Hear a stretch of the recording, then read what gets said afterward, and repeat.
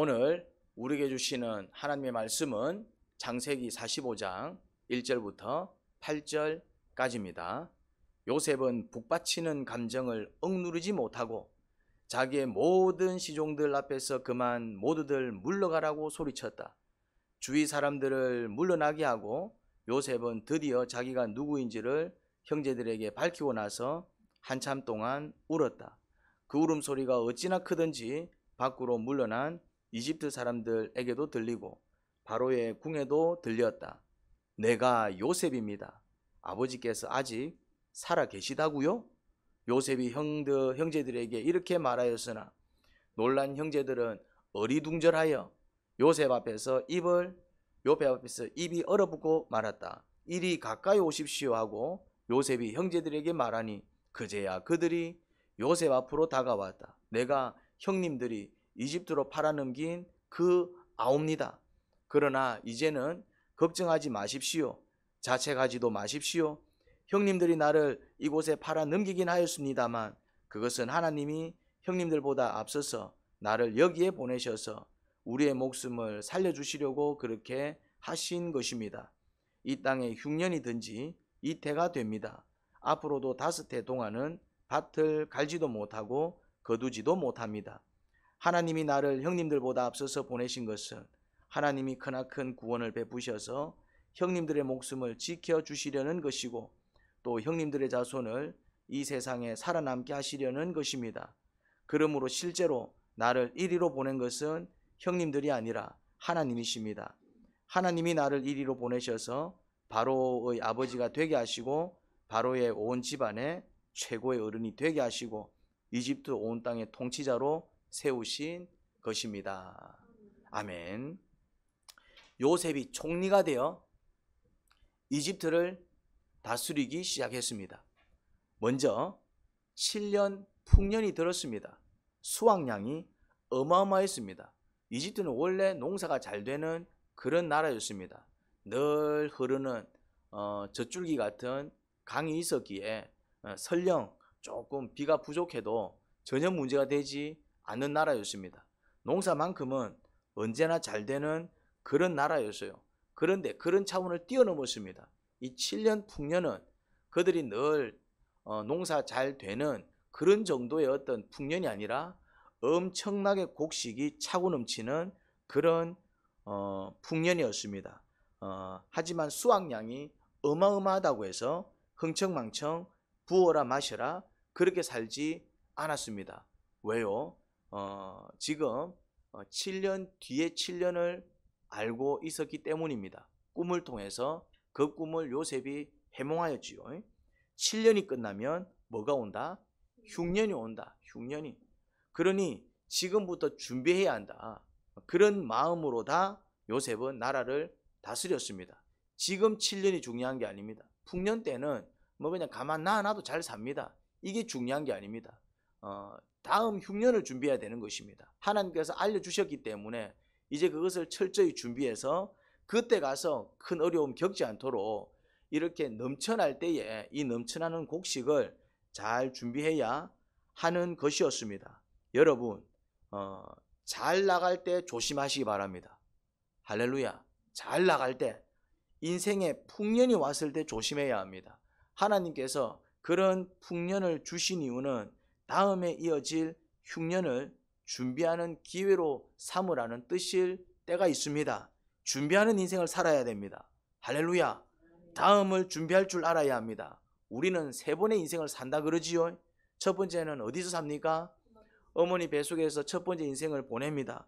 그리고 두 번째 인생은 이제 이 땅에 태어나서 죽을 때까지 사는 두 번째 인생이지요. 그러면 그렇게 끝이 납니까? 한 번의 인생이 더 남아 있습니다. 3번째 인생은 어디서 삽니까? 천국에서 삽니다. 천국에서. 하늘나라에 간다 이 말입니다. 이 땅의 생이 끝이 아니에요. 여러분, 일생은 어떻게 살아야 할까요? 다음 생을 준비하는 마음으로 이 생을 준비하는 생을 엄마 뱃속에서 살아야 한다 이 말입니다. 그렇게 잘 준비되어 나와야 우리가 두 번째 세상을 살 때 어떻게 살 수 있습니까? 건강하게 살 수 있습니다.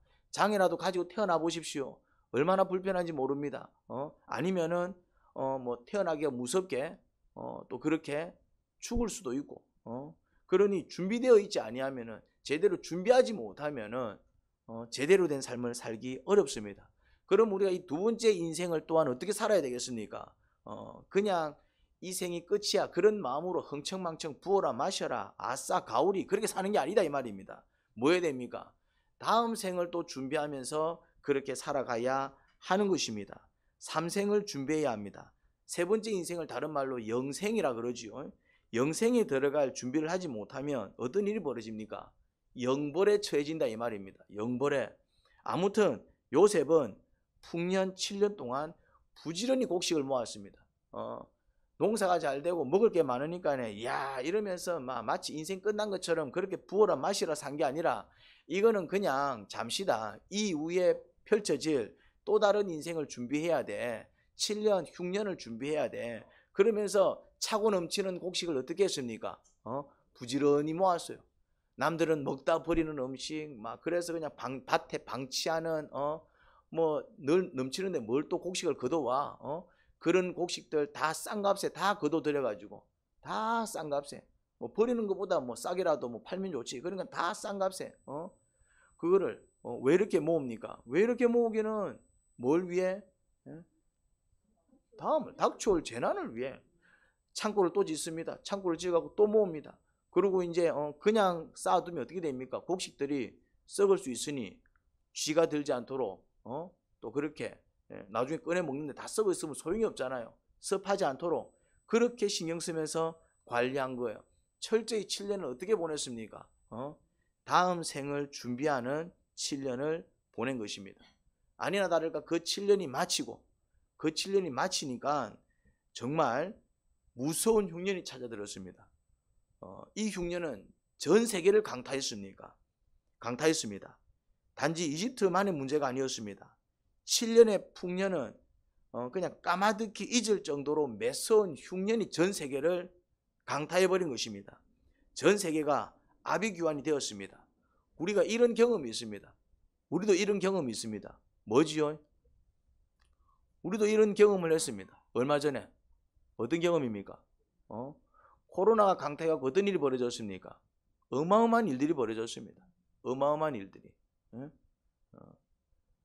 코로나가 강타했을 때 어마어마한 일들이 벌어졌습니다. 엄청난 많은 가게들이 문을 닫아버리고 왜? 장사가 안 되니까. 그 가게들만 문을 닫았습니까? 많은 작은 교회들이 문을 닫았습니다. 우리 교회는 살아남았습니다. 제가 아는 사람들한테 존경을 받습니다. 왠 줄 아십니까? 코로나 때 살아남았다라는 이유로. 작은 교회들은 전부 사라졌다니까요. 이런 교회들은 다 사라졌어요. 왜 사라집니까? 이런 교회들은 그 재정이 없어요. 그냥 뭐랄까 그냥 그때그때 들어오는 헌금 혹은 후원금 그냥 그런 걸로 이제 하는데 코로나 때 어떤 일이 벌어졌습니까? 이거 뭐 그냥 예배가 이제 거의 올 중단되어 버리니까 그러니까 이제 뭐 그래도 갖고 있는 돈으로 한 1년 버텼다 이 말입니다. 그러니까 이제 그래 버티니까 그것도 이제 1년 버틴 건 대단한 거지요. 근데 이제 어떻게 됩니까? 이게 이제 금세 끝날 줄 알았는데 2년 3년을 가버린 겁니다. 그러면서 이제 못 버티고 문을 닫은 작은 교회들이 나는 몰랐어요. 이제 통계가 나오니까 교단별로 다 통계를 만드니까 어마어마한 교회들이 사라졌나 보더라고요. 뭐 교회뿐만이 아니죠.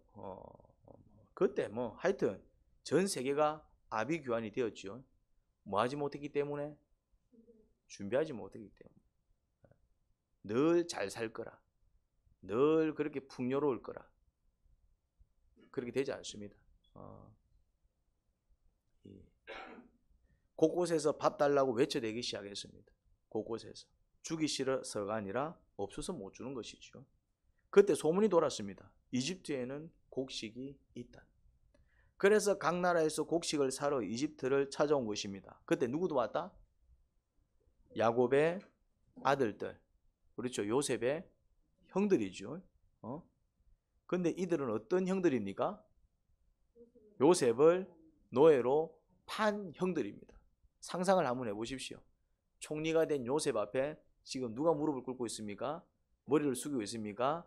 나를 판 형들이 곡식 좀 주시면 안 되겠습니까? 하고 머리 숙이고 있다 이 말입니다. 여러분 같으면 어떻게 하실랍니까? 나를 판 형들이에요. 그것들 때문에 내가 얼마나 고생했는지 몰라.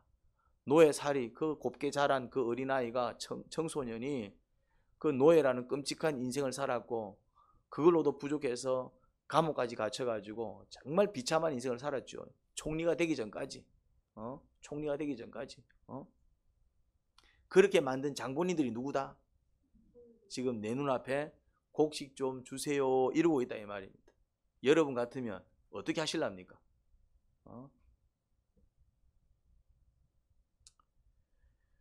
상황이 이렇습니다. 처음엔 요셉이 자신을 형들에게 숨겼습니다. 앞에 걸 본문을 보게 되면 요셉이 바로 드러내지는 않았어요. 처음에는 딱 이렇게 자기 자신을, 정체를 숨긴 걸 봅니다. 그냥 계속 숨길 생각이었는지 아무튼 처음부터 밝히진 않았습니다. 근데 오늘 본문에서는 요셉이 정체를 밝힙니다. 근데 밝힌 이유가 뭔지 아십니까? 내가 정체를 밝혀야지 이러고 밝히지는 않습니다. 밝힌 과정을 보니까 북받치는 감정을 참지 못했습니다. 그러니까 이제 사실은 폭로할 생각이 없었던 것 같아요. 오늘 본문에서도. 근데 북받치는 감정을 참지 못해서 그냥 반가움이 폭발해 버린 겁니다. 그만큼 그리움에 사무쳐 있었던 것이죠.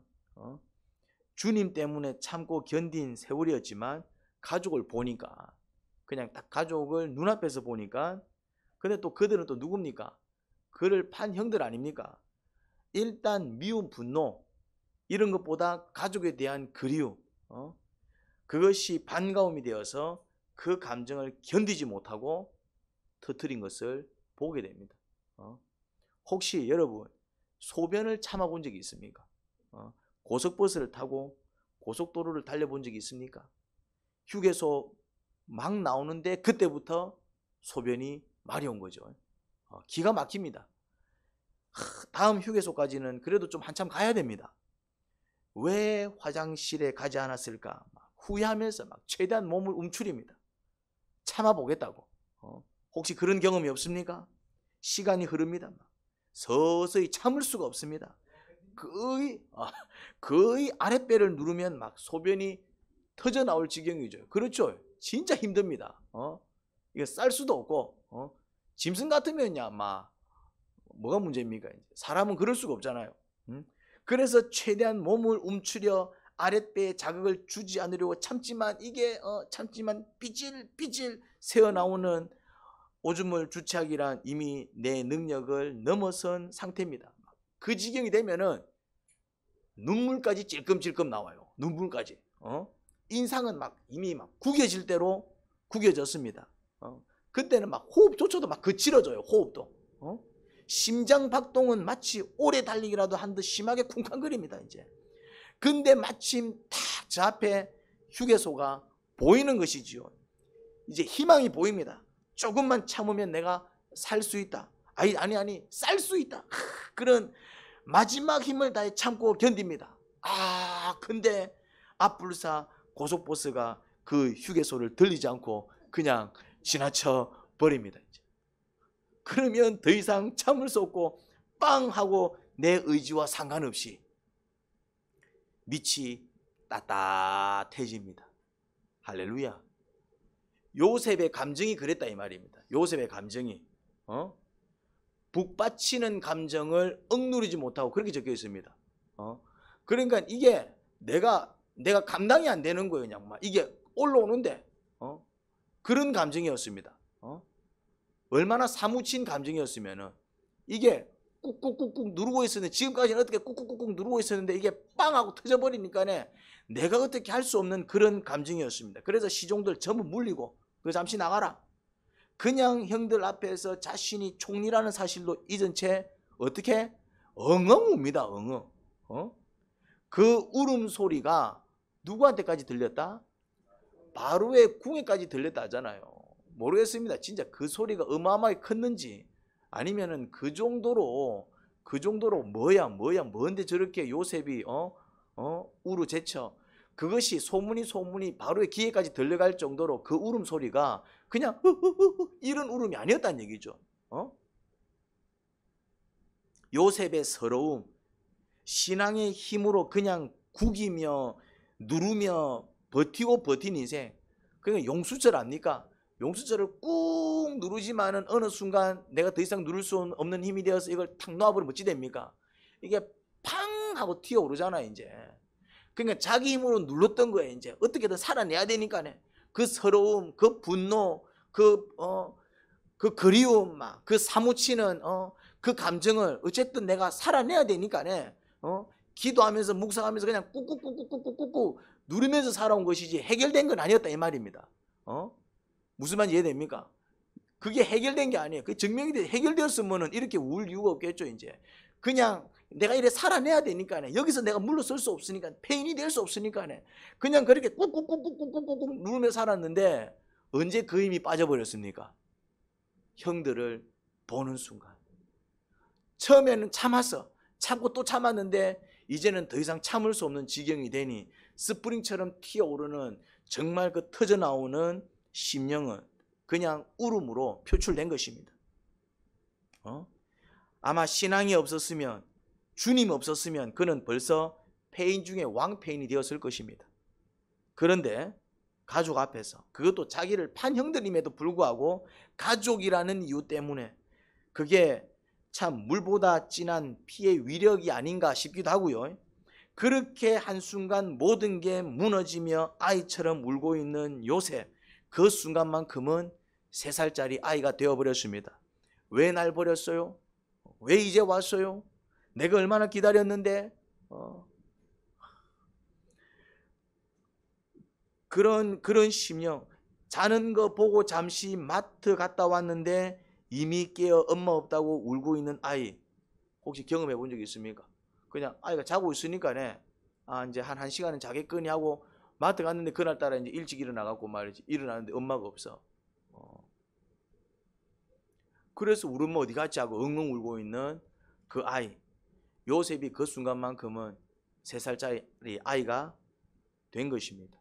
그게 요셉의 마음이었습니다. 반면에 형들은 어땠을까요?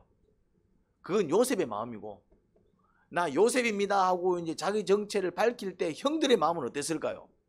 형들은 어렸을 적에 철없이 한 행동이지만 동생을 팔아버리고 죽은 것처럼 아버지를 속이고 평생 죄책감에 시달려 왔을 것입니다. 이제 철이 들면서 자기들이 한 행동이 어떤 의미인지 깨달았을 거 아니에요. 자기들도 자식을 낳아보니까네 느낌이 올 거 아니에요. 이제 누군가가 내 자식을 납치해서 그렇게 팔아버린다? 그 느낌을 알 거 아니에요. 이제 자기들도 어른이 되고 철이 드니까 자기들이 한 짓이 아무리 시기 때문에 미워서 그랬다지만은 인간으로서 절대로 하면 안 될 질, 그것도 동생한테 그렇게 동생이 사라졌고 그것 때문에 한 평생을 아버지는 그 동생에 대한 그리움. 그런데 그걸 옆에서 지켜보면서 그 형들은 어떤 마음이었겠어요? 우리가 정말 무슨 짓을 한 것이지?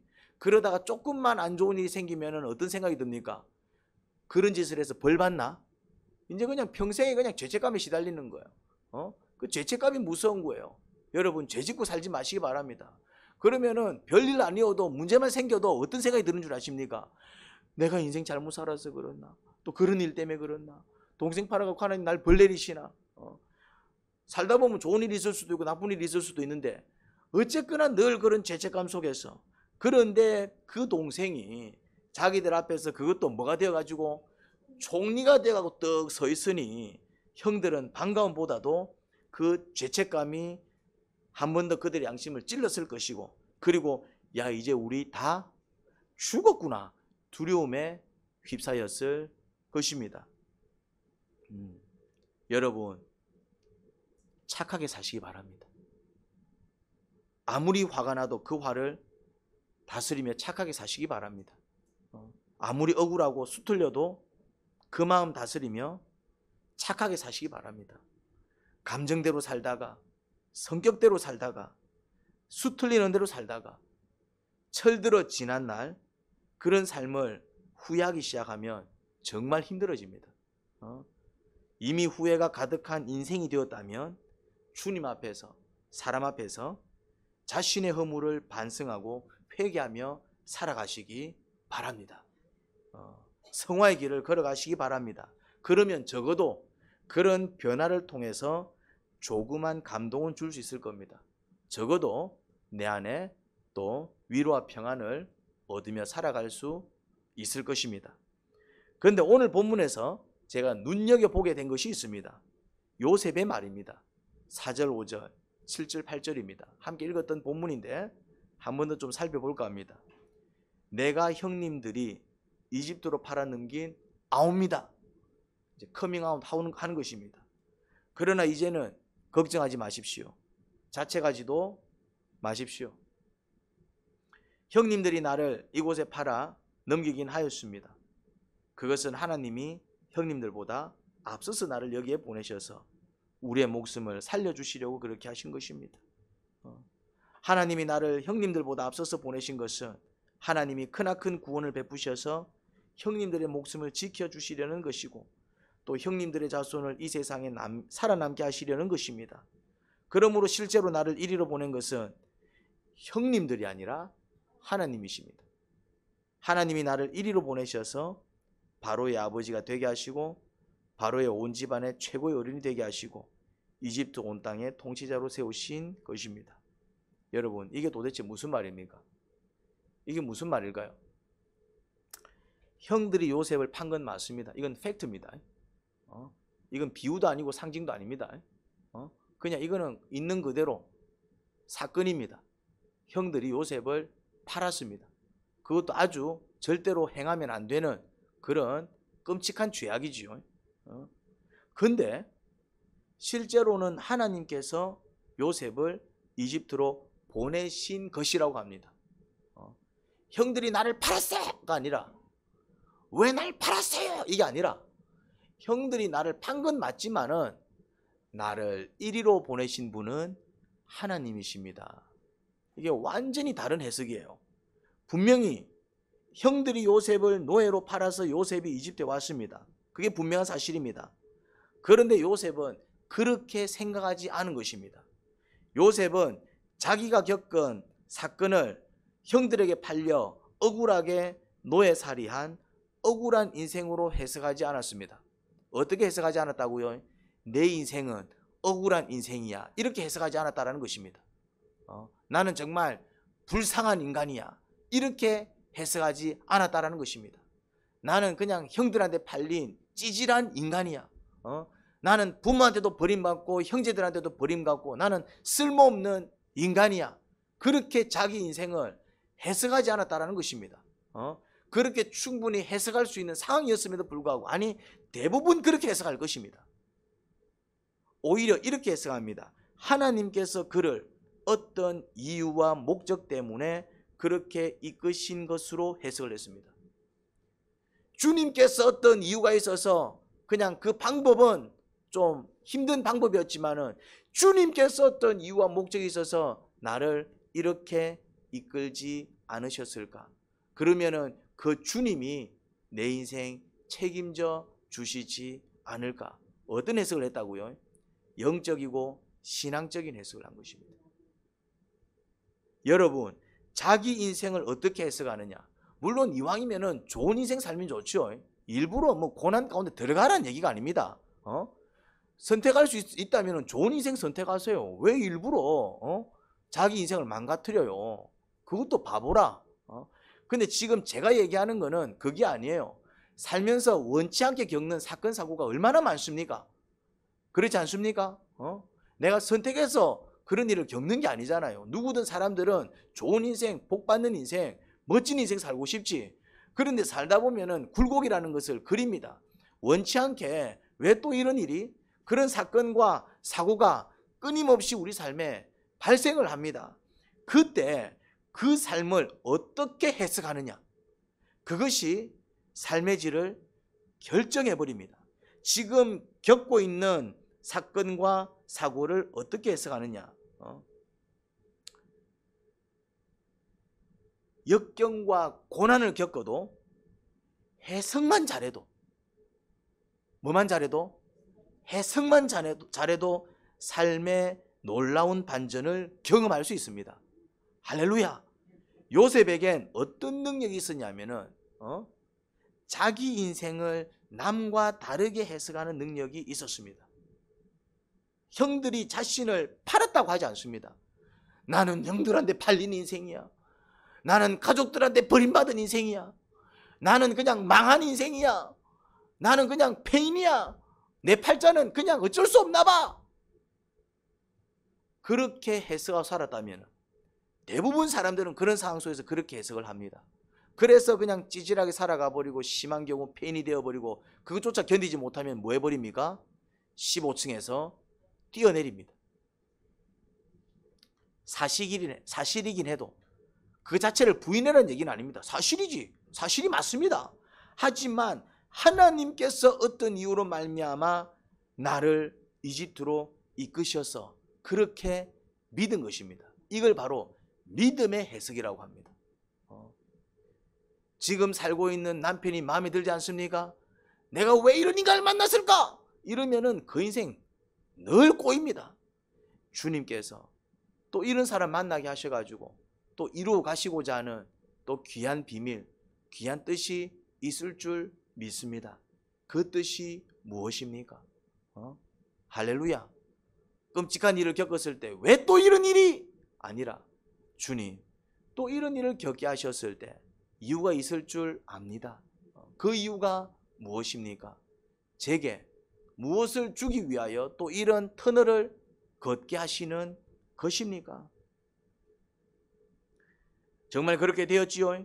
만약 요셉이 비록 형들에게 팔려서지만 그렇게라도 먼저 이집트에 오지 않았다면 어떻게 되었을까요? 다 굶어 죽었겠지요. 이 모든 것을 아시고 요셉을 먼저 이집트로 이끄셔서 다 준비하신 것입니다. 요셉은 그 주님의 준비에 순종했을 따름이고 물론 이렇게 되기까지는 아무것도 몰랐을 것입니다. 몰랐기 때문에 그 믿음이 위대한 거예요. 알고 믿는 것은 사실은 믿음이 아니죠. 주님께서 놀라운 말씀을 하셨습니다. 도마야, 너는 나를 보고 믿느냐? 근데 보지 않고 나를 믿는다면 그게 더 복되단다. 그러니 물론 보고도 안 믿는 사람들 많습니다. 그거에 비하면은 그래 봤으라도 믿어.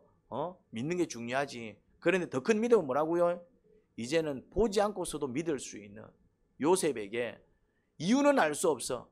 총리가 되기 전까지는 알 수 없었습니다. 그런데 알 수 없었지만은 알 수 없는 그 이유, 그래서 그 마음은 답답했을 것입니다. 이유를 모르니. 그런데 누구를 믿어서? 나를 이끌어 가시는 분은 주님이시다. 그 주님을 믿었기에 그 모든 답답한 상황을 견뎌낼 수 있었던 것입니다. 그래서 그냥 그 위치에서 그 순간에 자기가 할 수 있는 그냥 그런 노력과 최선, 그런 충성과 순종으로 세월을 보낸 것입니다. 할렐루야. 순종의 결과로 그 축복을 누린 것이지요. 근데 형들이 자기를 이집트에 판 것을 하나님께서 어떤 이유와 목적으로 그를 이집트로 먼저 이끄신 것으로 해석을 하는 것은 죄송한 얘기지만 아무나 할 수 있는 능력이 아닙니다. 그게 아무나 할 수 있는 능력이 아닙니다. 그냥 그런 상황에서 그렇게 해석을 하고 그렇게 믿을 수 있는 사람들이 그렇게 많지 않습니다. 이건 사실 엄청난 능력 중에 하나입니다. 여러분들을 이 피아노에 앉혀가지고 자 쳐보세요 한다고 해서 여러분들이 멋진 피아노 칠 수 있겠습니까? 그 능력과 은사를 가진 사람들은 몇 안 됩니다. 그래서 우리가 정말 피아노 잘 치는 사람 보면 얼마나 부럽습니까? 얼마나 대단하게 느껴집니까? 능력이다 이 말입니다. 근데 사실은 이것도 능력이에요. 그런 상황 속에서 주님께서 어떤 이유가 있어서 나를 이렇게 이끄셨구나, 그렇게 고백하고 그렇게 주님을 믿고 그 마음을 그런 상황 속에서도 평안히 먹을 수 있는 것은, 이거는 아무나 할 수 있는 능력이 아닙니다. 누가 이런 능력을 소유할 수 있을까요? 우리도 이런 능력을 가져야 되지 않을까요?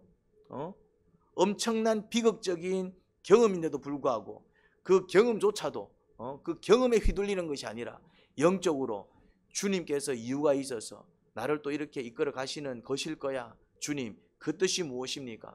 그렇게 온전히 주께 모든 것을 맡기며 나아갈 수 있는 그 능력, 그것도 사실은 능력입니다. 그냥 내가 그렇게 생각해야지 한다고 해서 할 수 있는 생각이 아닙니다. 요셉의 믿음의 수준이 거기까지 올라가 있는 것을 보게 됩니다. 형들을 보는데 형들이 믿기보다 오히려 반가워하며 울고 있습니다. 그것은 무엇을 얘기합니까? 형들에 대한 감정이 어느 정도 정리되어 있는 것을 보게 됩니다. 이게 어떻게 가능하냐 이 말이죠. 요셉이 형들에게 자신을 소개할 때 어떻게 소개합니까? 나는 요셉입니다 라고 얘기할 때 어떻게 얘기하던가요? 형님들이 이집트로 팔아넘긴 아옵니다. 이 말을 엉엉 울면서 형들을 반기면서 이 말을 하고 있어요. 형님들이 나를 이집트에 팔았잖아요. 기억 안 나요? 나 그 요셉이에요 라면서 엉엉 울면서 반기고 있습니다. 그런데 이 말은 그렇게 엉엉 울면서 상대방을 반기면서 할 수 있는 말이 아닙니다. 내가 누군지 알아. 너가 나를 이집트에 팔아넘긴 바로 그 아우야. 이렇게 말을 해야 뭔가 문맥적으로 맞는 표현이다 이 말입니다. 응 나는 형님들이 이집트에 팔아넘긴 아옵니다. 이렇게 말할 수 있는 말이 아니라니까요. 나는 네가 10년 전에 날 죽이려고 절벽에서 밀어서 죽게 만들었는데 극적으로 그냥 그 밑에 가지에 걸려서 살아나온 사람이야. 응 이렇게 얘기할 수 있어요? 내가 누군지 알아. 10년 전 기억나지? 네 그 절벽에서 내 밀었잖아. 뭔 말입니까? 드라마 보면 나오잖아 이제. 이게 그런 표현이에요. 너가 나를 수십 년 전에 팔아쳤잖아. 이제 그 총리야. 내가 총리야. 그렇게 외칠 법한 말인데 엉엉 울면서 너가 나를 이집트에 형님들이 나를 이집트에 팔아넘긴 그 아우입니다. 보세요. 그 아우라니까요. 이렇게 울면서 그 형들을 반기면서 할 수 있는 말이 아니라니까요. 이게 상식적으로 이해가 안 되는 표현입니다. 그런데 요셉은 그냥 해프닝 같은 이야기로 이야기하고 있습니다. 근데 그런 요셉이라니 기억나시잖아요. 우리 어렸을 때 뒷동산에서 뛰어놀고 그렇게 놀았잖아요. 기억 안 나요 형? 뭐 이런 어떤 어투예요. 그렇게 말할 수 있는 말이 아닌데 무엇이 해결되었다는 얘기입니까?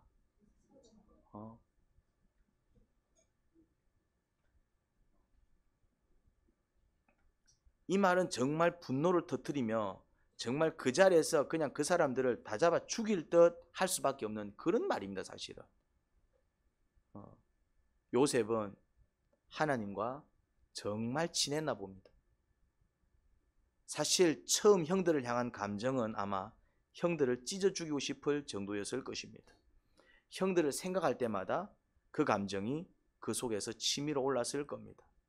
그런데 그는 그 감정을 주님께 솔직히 아뢰었을 것입니다. 이거 참 중요합니다. 그것도 반복해서 생각날 때마다. 우리가 금요일 밤에 철야 기도회를 가졌는데 준비 기도까지 합치면은 거의 5시간 남짓 찬양, 기도, 말씀, 찬양, 기도, 말씀 그렇게 반복한 기도를 했습니다. 기도를 길게 하려니까 어떻든가요? 같은 기도가 반복적으로 나오지 않던가요? 분명히 1시간 전에 했던 그 기도가 1시간 뒤에 또 나오지 않던가요? 그런 걸 경험했을 것입니다. 반복적으로 내뱉는 기도. 아까 기도했는데 또 그게 생각이 나서 또 기도가 되어 나옵니다. 왜 그럴까요? 우리 마음에 자리 잡고 있는 것들입니다. 여전히 해결되지 않고 있는 감정이나 사건은 내가 몇 번 얘기했어도 또 기억이 납니다. 또 그 말을 쏟아뱉습니다. 혹은 여전히 이루어지지 않은 간절한 소원, 그런 것은 반복적으로 나옵니다. 왜 그럴까요? 해결되지 아니한 채 내 마음속에 자리를 잡고 있기 때문에 그렇습니다. 그러면 충격적인 깊은 상처는 어떨까요? 정말 충격적인 상처, 잊을 수 없는 깊은 상처는 어떻게 될까요? 그 상처는 두고 얼마나 기도를 해야 될까요? 그 상처가 완전히 치료되기까지 얼마나 시간이 걸릴까요? 대부분의 사람들은 그런 충격적인 깊은 상처는 생각할 때마다 괴로우니 어떤 방법을 취할까요? 잊어버리려고 애썼습니다. 잊어버리려고. 그러면은 해결된 줄 압니다. 그런데 해결된 것과 잊어버린 것은 다릅니다. 어떻게 다릅니까? 해결된 거는 이런 현상입니다. 형들이 나를 팔았는데 그 형들을 보는데도 형들이 나를 판 아우예요. 이게 무슨 뒷동네에서 뛰는 것처럼 얘기하고 있잖아요. 이제 뭐가 해결되었기 때문에. 그런데 해결되지 않으면 아무리 잊으려고 해도 뭔가 탁탁 자극이 되는 순간 팡팡팡팡 튀어오릅니다.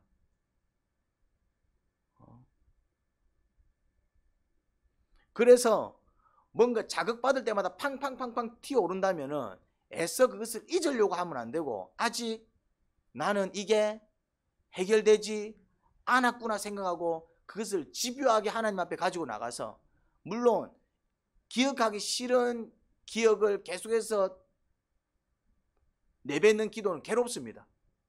그렇죠? 그런데 계속 반복적으로 하셔야 됩니다. 생각날 때마다. 누구 때문에 화가 난다면은 저주기도, 탄식기도를 생각날 때마다 하셔야 돼요. 사실은 해결되지 않은 상처 혹 기억은 잊어버릴 수는 있습니다. 방어 기제로 잊어버릴 수도 있고 그냥 자기가 애써 잊으려고 노력할 수도 있겠죠. 하지만 상처가 치료된 건 아니기에 분명히 그것이 어떤 형태로든 비정상적인 행동을 만듭니다. 이건 현실적인 문제입니다. 특히 오늘날은 물질이 풍요로우니까, 그래서 이제 삶에 있어서 어려움은 없지만은 뭐에 시달리느냐 하면은 정신적 문제 때문에 시달리는 경우들이 정말 많습니다. 몇 가지만 갖고 와봤습니다. 분노 조절 장애. 화낼 만한 일은 아닌데 갑자기 버럭 소리 지르면서 분노를 조절하지 못합니다. 비정상적인 행동입니다. 이유가 있습니다. 해결되지 못한 상처 때문에 그것이 글로 튀어버린 겁니다. 공황장애. 딱히 공포를 느낄 상황이 아닌데 혼자서 공포에 질리며 숨을 못 쉽니다. 엘리베이터가 고장이 나서 진짜 막 끊어져 갖고 로프가 끊어져서 막 쿵쾅쿵쾅 거리고 있으면은 그때 겁에 질리는 거는 공황장애 아닙니다. 무슨 말인지 이해됩니까? 그거는 정상적인 공포감입니다. 내 앞에 독사가 막 고개를 내밀고 날랄랄 거리고 있으면은 아이고 어쩌지? 그거는 공황장애가 아니에요. 그런데 엘리베이터가 멀쩡하게 올라가고 있는데 이게 혹시 고장나면 어쩌지? 이거는 뭡니까? 이거는 공황장애입니다. 그러면서 마치 막 진짜 막 뭐에 갇혀갖고 된 것처럼 숨을 못 쉬고 폐쇄공포증. 그냥 내가 높은 데서 뛰어내린 것도 아니고 난간이 다 있고 지진이 난 것도 아닌데 그냥 올라가기만 하면 마치 내가 막 여기서 막 뛰어내리기라도 한 것처럼 막 다리가 후들후들거리면서 막 견디지 못하는 비정상적인 공포. 터널만 들어가면 운전을 못하는 거야. 왜? 이 터널이 내려져 앉을까 봐. 몰라, 금이 찍찍찍찍 가고 막 물이 새고 이러면 오시 뭐지? 그럴 수 있어. 멀쩡해. 지은 지 얼마 되지도 않아. 다른 차들 잘 달려. 그런데 내 혼자서 막 이러고 있어. 이게 뭡니까? 비정상적인 행동이다. 이유가 있습니다. 해결되지 아니한 상처가 그렇게 튀어나온 것입니다. 우울증. 딱히 우울만한 상황이 아닌데 뭐 아빠가 돌아가셨다든지 아니면 정말 우울할 수밖에 없는 어떤 사건이 생겨서 우울해. 그거는 이해가 되는데 이유도 없이 남들 막 다 이렇게 이제 아침에 일어나서 출근하고 일하고 막 하는데 지 혼자 들러붙어갖고 왜 그래?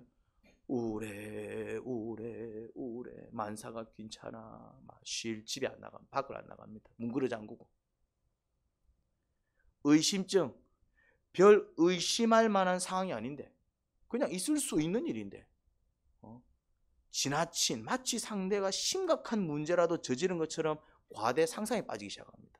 혹시 물론 정말 어떤 심각한 문제가 딱 발견이 되었을 때 의심하는 거는 그거는 당연한 것이죠. 근데 뭐 그냥 별 문제 아닌데 그냥 있을 수 있는 흔한 일인데 거기서 그 상상이 내가 견딜 수 없고 주체할 수 없는 어떤 상상으로 이어진다. 뭐 의처증, 의부증 마찬가지입니다. 염려증. 어떤 일이 생겨서 어쩌지 하는 건 괜찮은데 아직 일어나지도 아니했고 생기지도 아니했고 또 일어날 확률이 그렇게 많지도 않는데 그러면 어쩌지 하면서 막 이런 정신적 장애, 이것도 사실은 정신적 장애입니다. 그런데 현대인들 중에는 이 정도의 정신적 장애는 다 갖고 있는 것 같아. 지금은 이 정도의 정신적 장애는 그냥 약간 정상 범주에 들어갈 정도로 분노 내면 아이고 자 분노 조절 장애인가 보다.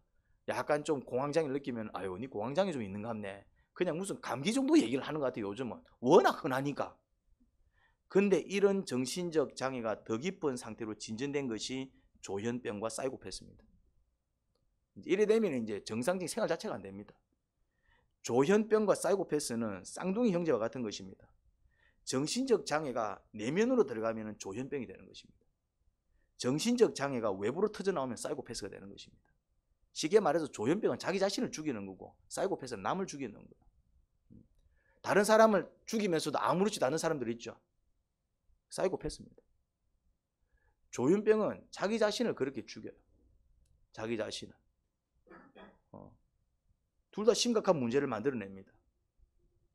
사실 요셉은 조현병이나 사이코패스가 됐어야 합니다. 요셉의 인생은 충격적 사건의 연속이었습니다. 그 가운데서 받은 상처는 어마어마했을 것입니다. 그걸 해결하지 못하고 살았다면 요셉은 조현병으로 인해 자살했거나 사이코패스가 되어 다른 사람들을 죽여도 아무런 양심의 가책을 느끼지 못하는 그런 사람이 됐을 겁니다. 그런데 요셉은 그를 판 형들조차 아무 일 없었다는 듯이 울면서 반겼습니다. 이게 사실은 말이 안 되는 상황이라니까요. 오히려 자신을 소개할 때 형들이 이집트 판 아옵니다 하면서 말하죠.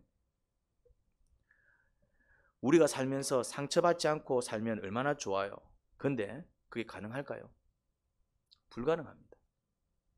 그러면 우리는 이 땅에서 살면서 상처를 받을 수밖에 없다면 그럼 우리는 다들 뭐 조현병이나 사이코패스로 살아가야 할까요? 아니면 그 정도까지는 아니더라도 뭐 분노조절 장애, 우울증, 공황장애, 의심증, 염려증 그런 부정적 감정의 노예로 살아야 될까요? 그런데 이 땅에서는 방법이 없습니다. 병원에 간들 신경 조절시키는 안정제 처방 외에 근본적 치료는 불가능합니다. 마음의 병을 치료해 줄 수 있는 분은 예수님밖에 없습니다. 진짜입니다. 하지만 언제 치료를 받을 수 있을까요?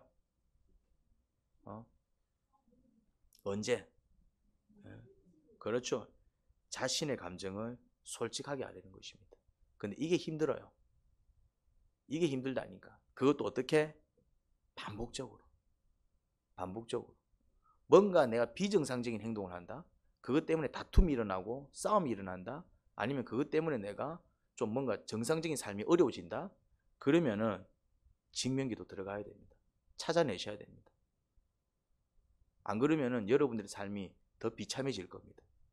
예수님을 믿어도 예수님을 믿으면 뭐하냐 말이지. 예수님을 누려야 되는데 예수님을 마음에 모시고 있으면 뭐하냐 말이지.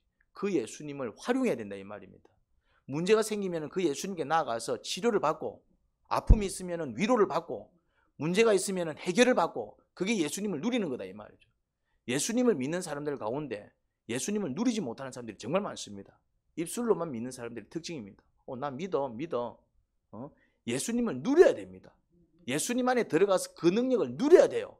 예수님 생명을 누려야 된다 이 말입니다. 치료가 실제적으로 일어나야 되고 어두웠던 사람들이 밝아져야 되고 우울증이 떠나가고 분노와 미움이 사라지고 그리고 정말 내 안에 주님의 성품이 만들어지고 이 능력을 경험하셔야 된다 이 말입니다. 이거 경험 못하면은 예수님을 믿는다 해도 세상 사람들과 다를 바 없는 인생을 살아가게 됩니다. 그런데 그 주님의 능력을 누리는 방법, 그 주님의 은혜를 누리는 방법, 그 생명을 누리는 방법은 기도인데 어떤 기도? 그렇죠. 솔직하게 쏟아내야 됩니다. 솔직하게 쏟아내야 돼요. 도저히 모르겠거든. 주님 이유가 무엇입니까? 내가 왜 이러지요?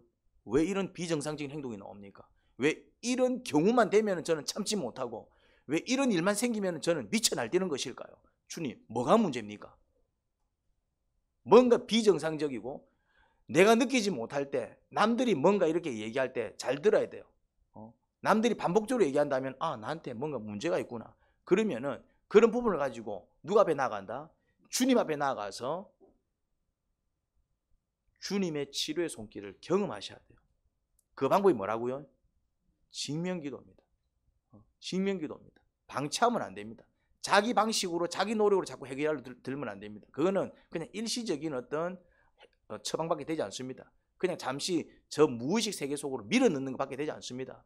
해결되지 않는 것은 어떤 형태로든지 간에 뭔가 자극이 되면은 희한한 방식으로 다 튀어나와 버려요. 희한한 방식으로. 그러면서 뭔가 이제 남들은 이해가 안 되고 나는 억울하고 그런 일이 벌어집니다. 희한한 돌출적인 행동을 하니까 남들은 이해가 안 되는 거예요. 나를 이상하게 보는 거죠. 근데 나한테는 이유가 있기 때문에 나는 억울한 느낌이 드는 것입니다.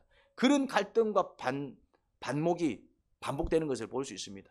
그게 세상이고 그렇게 살아가기 때문에 세상은 온갖 죄악으로 얼룩져 있어요. 방법이 없습니다. 이 치료는 누구만 해줄 수 있다? 예수님. 이거는 죄의 문제이기 때문에 죄의 문제를 해결해 줄 수 있는 분은 누구밖에 없다? 예수님. 우리가 인생을 살면서 겪는 모든 불행의 원인은 사실은 죄 문제와 연결되어 있습니다. 직접적이든 간접적이든. 그런데 죄 문제를 해결해 줄 수 있는 분은 예수님밖에 없습니다. 우리가 예수님을 믿는 이유는 죄 용서를 받기 위해서입니다. 우리에게 정말 용서해 주시고 또 우리가 용서하지 못해서 얻게 되는 그런 장도도 많아요. 그런데 용서를 해 주실 뿐만 아니라 용서할 수 있는 힘도 주시고 무슨 말인지 이해됩니까? 그리고 정말 그 죄를 이길 수 있는 힘 또한 주시고 또 그 죄를 회개할 수 있는 능력을 누가 주신다고요? 예수님이 주십니다. 언제? 그 주님을 붙들고 늘어질 때. 그게 기도다 이 말이에요. 그냥 기도를 해도 형식적인 기도가 아니라 정말 주님 아니면 아니어요 안 되어요 라는 그 마음으로 주님 붙들고 늘어지는 그 기도. 그렇게 모든 것을 솔직하게 아뢰어서 주님께 모든 것을 맡기며 주의 역사를 기대할 수 있는 그런 처절한 기도가 나와야 되는 것입니다. 눈물의 기도가 나와야 됩니다. 그래서 기도는 어떤 기도가 좋은 기도인 줄 아십니까? 어떤 기도? 어떤 기도가 좋을까요? 앞에서 막 높고 높은 하나님 그러면서 미사 요구 다 갖다 붙여가지고 막 멋진 기도, 그게 좋은 기도일까요? 어떤 기도가 좋은 기도일까요? 아니면 우리가 대표 기도할 때 참 멋지게 이제 노트해가 물론 그런 기도도 필요합니다. 근데 그런 기도들은 능력이 없어요. 대표 기도는 능력이 없다고 그냥 은혜스럽지 능력은 안 나타납니다. 그냥 예배 중에 그래도 참 감동적으로 기도를 준비해 왔네. 근데 또 대충 해버리면 그런 느낌조차도 없습니다. 대표 기도를 통해서 변화되는 사람은 없습니다. 대표 기도를 통해 가지고 뭐 치료받은 사람은 없어. 나 대표 기도를 통해 가지고 뭐 치료가 일어나고 뭐 이렇게 병이 떠나가고 질병이 떠나가 나 그런 경험해 본 적이 없습니다. 대표 기도는 그런 기도가 아니야. 그냥 예배 시간에 전체를 대표해서 하나 형식 속에서 하는 기도이기 때문에 필요는 합니다. 근데 진짜 능력을 만들어내는 기도는 어떤 기도입니까? 더러운 기도입니다.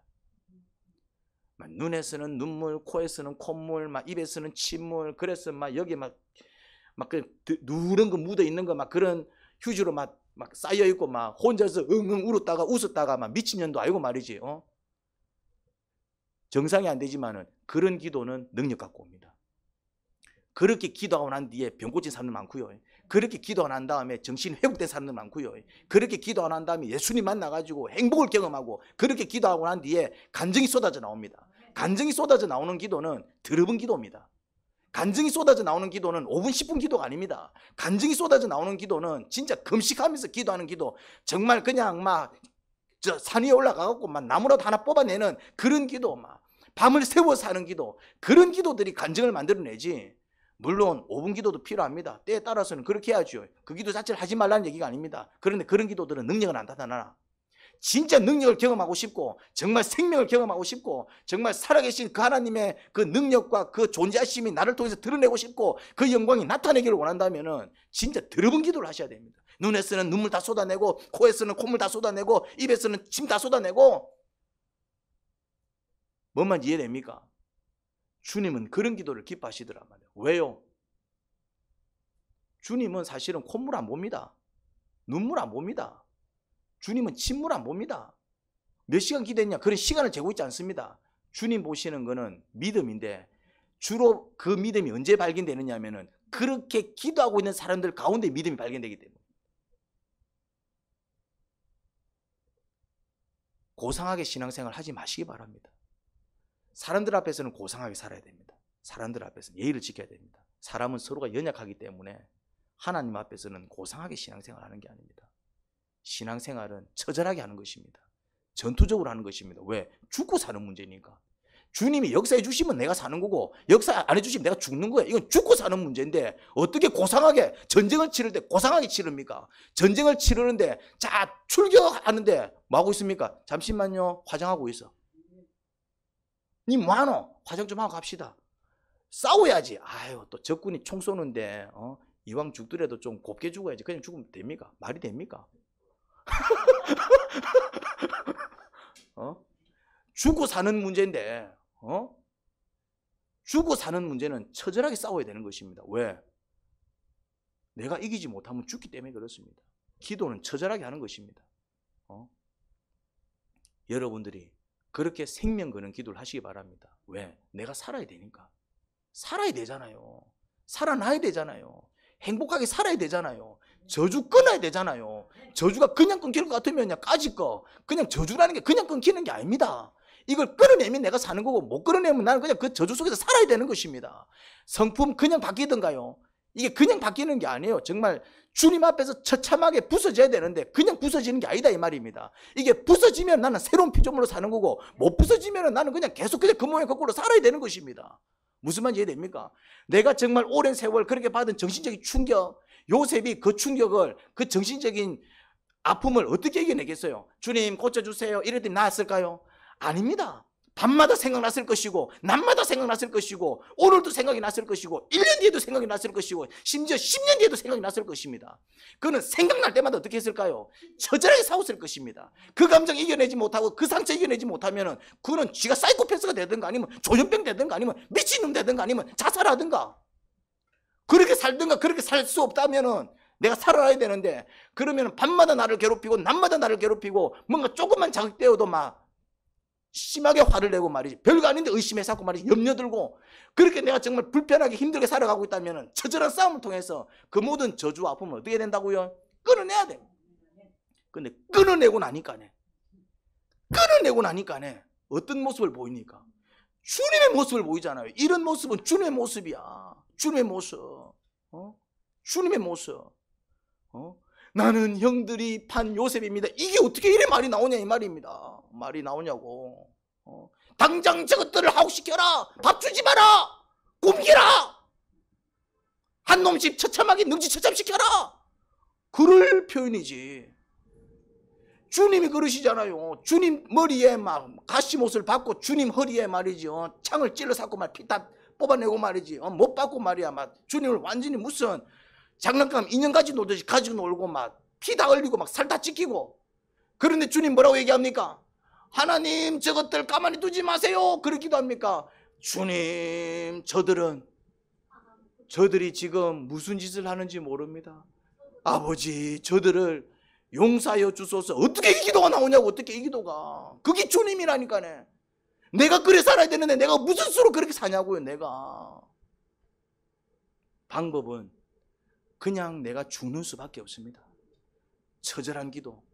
내가 죽고 사라져야 예수님이 내 안에서 쏟아져 나옵니다. 그래야 나도 살고 남도 살립니다. 언니도 살리고 조카들도 살리고 내 남편도 살리고 내 가족도 살리고. 내가 죽지 않으면 다 죽는 거예요. 하나님 아버지, 불쌍한 영혼들이 이 자리에 섰습니다. 이 자리에 모였습니다. 우리는 우리가 서로를 비참하게 만듭니다. 그래서 죄인은 어쩔 수 없나 봅니다. 그래서 저희는 예수님을 믿을 수밖에 없습니다. 하늘의 은혜를 간구합니다. 주님 능력을 내려주소서. 주님 사랑을 내려주소서. 저희를 용서하시고 저희 또한 용서할 수 있는 삶을 살아갈 수 있도록 도와주세요. 예수님 이름으로 기도합니다. 아멘.